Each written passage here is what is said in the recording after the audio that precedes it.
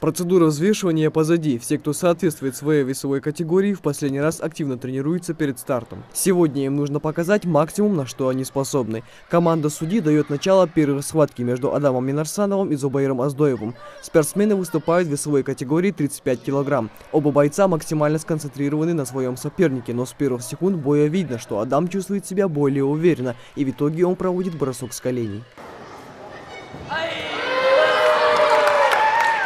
Его соперник хочет отыграться, но это не приносит свои плоды. Представитель Плиевской школы дзюдо вновь зрелищным броском отправляет соперника на маты, где уже удержанием вырывает заслуженную победу. Адам более 3 лет занимается спортом и в свои 12 лет не собирается останавливаться на достигнутом. Очень хорошо тренировался. И самое главное, я буду достигнуть своего цели. Зелимхан Бацаев, представитель ФОКа Али-Юрта. Он также среди тех, кто уже выиграл свою первую схватку. Он достойно провел бой и не оставил сопернику ни одного шанса. У молодого человека была своя мотивация для того, чтобы прийти в этот популярный вид спорта. Когда уже Халмуза хотел победить, то я уже выбрал спорт по дзюдо. Мне нравилось. А я тренировался здесь до 7 лет, чтобы добиться до своей мечты. Главная моя цель, чтобы я стал мастером спорта по дзюдо. Тренер Адама гордится своим подопечным и рассказывает, как проходили тренировки и благодаря чему удалось добиться таких весомых результатов. Больше уклон мы делаем на технику, чтобы дети с детства уже привыкали к правильным броскам, правильным выполнением приема. Тренируемся уже год, через месяц будет годовщина, как ФОК открылся в январе. Это небольшой срок.